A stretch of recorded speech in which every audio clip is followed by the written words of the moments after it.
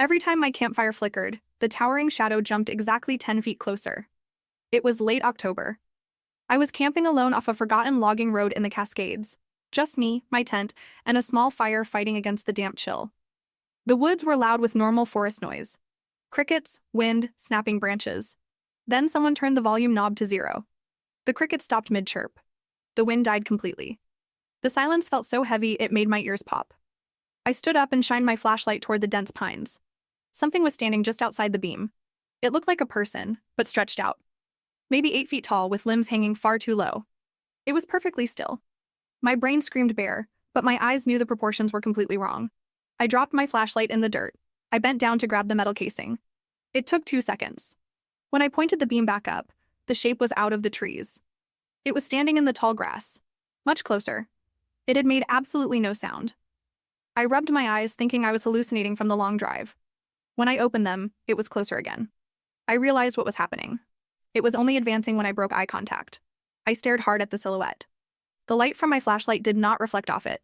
It was like looking at a tear in the fabric of the night. Total, flat blackness that swallowed the glare. My chest tightened until I could barely breathe. I needed my car keys from the picnic table behind me.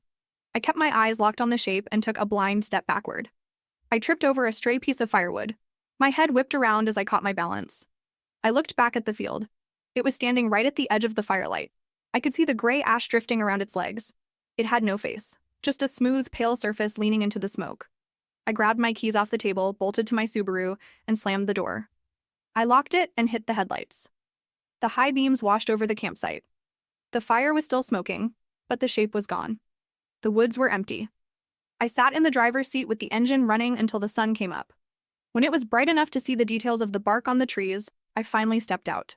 I walked over to the edge of the fire pit where the thing had stopped. The grass was completely dead. Not burned, but gray and brittle, crumbling into dust under my boots.